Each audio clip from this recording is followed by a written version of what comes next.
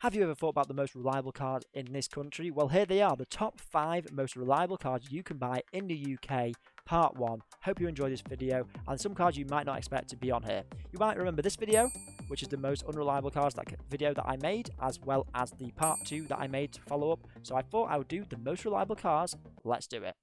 Welcome everyone to Cars with Ben, and in today's video I'm going to talk about the most reliable cars in the UK, and if you do want to hit that subscribe button, please feel free, because I make weekly car content. So jumping in with the first one, it is the Mazda MX5. I think you were all expecting this one. It is a car that I have myself. I have the Mark II MX5, and I found that it was just one of the best cars on their list. Now, to be fair, I am talking about the Mark III and 4 for this specific video, but I think it's worth saying that pretty much all MX5s are really good. Now, the Mark IIIs are some of the best cars that you can buy around for just not breaking down, and I will read that to you from who reported that most of these cars definitely have a 97% of owners just never had any issues, as you can see here in this article. And the fact that even if they were serious faults, well, none of them were serious faults, because even if they did break down, they weren't serious faults. So I think that's something to definitely bear in mind, and I think it's just the Mazda quality and build quality of their cars, and generally Japanese cars in general. And I think it's definitely something to know if you are looking for a sports car, because of the MX5 is just master in its class. And with that engine, most come with a 1.6 to 2 litre, depending on which model you go for. But especially in the Mark IIIs, the 2 litres and 1.8s are the perfect engine for the car. And most of them just never really break down. Like, breakdowns were just never an issue, according to the Which guide, and the interiors can just last forever. Really, I've been told that it is the rust that hits the MX5 first over the engine, and that's an excellent thing to hear when you are buying a car. So definitely Mark IIIs, but 2015 present, you're probably going to get some of the best reliability on the road today. At my number 2 spot is a car that you've probably seen a lot of and heard of before, and it is a bit of a boring topic, but to be fair, it is a car that is on the list for a good reason. It is the Toyota Yaris. Now, the Toyota Yaris, specifically the Mark III. Now, I think all Toyota Yaris are pretty good for the most part, and this car got a reliability rate ranking of 99.6%, so very, very little went wrong, if at all. Now, this is one of the most dependable conventional Japanese petrol engines that you can buy on the market, bar the MX5, and it's definitely worth noting here. Here you can see it was number 4 on the list for almost the best engine that they've produced, and some of them came with the hybrids, the newer it got, so it was definitely an engine worth considering, and a reliable runaround if that's what you want for an everyday car. The only concern really was the hybrid battery pack that was noted, but pretty much all repairs are under warranty, as Toyotas are pretty much good for their warranty for a long time, much like Kias. I do actually quite like these, and I think they're an excellent little car for running around and using it as a daily. And it's definitely, with the Mark III, because you're getting that sort of facelifted up version, it is actually quite nice. It's definitely a car I haven't really considered before, but to be fair, for the most part, it is a pretty much boring standard car, but it's definitely one to consider. Now that we've got the Mark IV as well, and some of the GR versions, I really think these will be top masterclass for their spec. And I have to say, I really enjoy this new model. It does look amazing from all angles, especially with the GR. And I suspect this one will just be, if not more reliable than the last one. So it's definitely worth considering if you are looking at these cars. At the number 3 spot, we have the car that you probably weren't expecting. It is indeed the Dacia Duster, or the Dacia Duster, however you want to pronounce it. This car is one of the cheapest cars you can buy in the UK, and it's definitely worth considering, because not only is it the cheapest car you can buy in the UK, it's also one of the most reliable cars with a reliability ranking of 99%. Now, this is not necessarily in the earlier models, it's more in the later models, so the 17 to 2020 models, and they're definitely great value for money if you want to go off-road. Now, to be fair, they've got better over time. Now, I didn't like them, but the design and the fact that they can go off-road has definitely improved overall, and it's definitely worth noting. Here's like a quick video of the car going off-road, and as you can see, if you actually put some good off-road tires on there and maybe kit it out with the right stuff, it would probably be alright.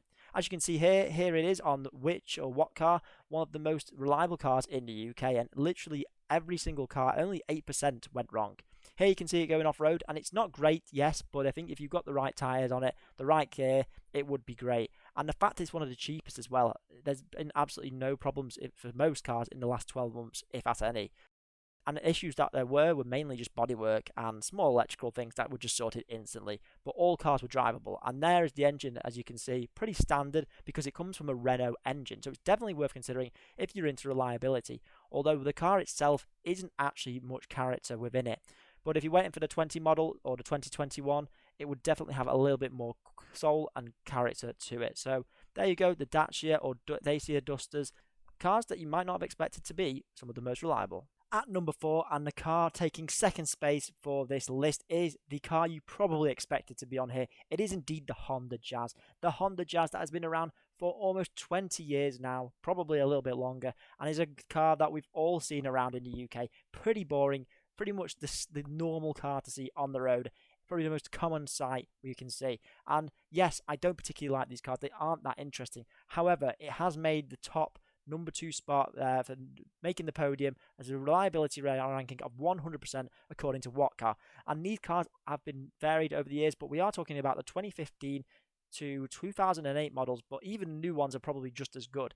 I'm specifically focusing on Whatcar survey here. As you can see, here is the brand new one. And the reason why this car made it is because it's a practical hatchback, which is one of the most dependable Hondas, and not just Hondas, but cars on the road today. Now, we talked about interiors before, and it's all about the interior as well, and pretty much there's nothing to go wrong in that interior. And I think that's one of the most important parts of this, because if things went wrong in the infotainment system, that would just bring it down. Pretty much no cars suffer faults within the first 12 months of it being listed, and then for the survey 12 months prior there was no issues, so everyone who's owned one has said there's absolutely no problems. Just looking at that engine, it's got a 1 litre to 1.2 for the most part, and they are very, very small, so even if you were to look at the engine, there's definitely not a lot to go wrong with that engine anyway. It is really a car that if you don't care about its looks, styling, and just generally have a little bit of a run around, it's one to go for. And the final car on this list, or should I say 2 cars, is the Lexus NX Hybrid and the RX Hybrid. Now, technically, this is a cheat because there are 2 cars on this, but it is really the same car that shares the same platforms, and therefore has to be one of the most reliable cars in the UK according to Whatcar. Here is the RX. It's a slightly bigger version of the car, but the NX itself has a reliability rating of 99.3, whereas the RX has a 100% rating, as you can see here, and is a very, very dependable car. It's actually one of the most dependable SUVs you can buy in the market today, and because it's so brand new, a lot of them were pretty much faultless, and if they did go wrong, the repairs were covered under warranty, and it really didn't take very long at all. Actually, the worst part about this car was the infotainment system for especially the NX, and to be honest, if you go inside the interior, that's where you're going to have issues. Now, this car comes with a 2.5 litre hybrid engine, good for 200 horsepower, so that is not a bad engine at all. And considering it's a Lexus engine, we didn't know a lot about Lexus really for a good while. They've not always been the most high up on the list, but here we have it. The Lexus is the most reliable car in the UK today according to the Whatcar surveys, and that is really interesting for me because I never really expected. Now, it's not a car I'm particularly interested in, but it is very nice interior, as you can see here. Probably the worst part about the car is the interior in terms of its reliability, because as we know, it's not just engine, but it's also everything that adds up, like the interior, the exterior as well. This car would also be really good if it was a city car or a family cruiser that was able to pick people up, and if you wanted a dependable car for that, I think that would be a great reason to buy this Lexus RX or NX. Anyway, guys, I hope you've enjoyed this video from myself, Cars with Ben. If you have, leave a like, comment down below what you think I should do next, and subscribe. Let me know that you've subscribed by commenting down below so I can see who's in the subscriber train now, as this channel is growing and I'm really enjoying making all the car content. So if you do that, I will see you guys in the next video.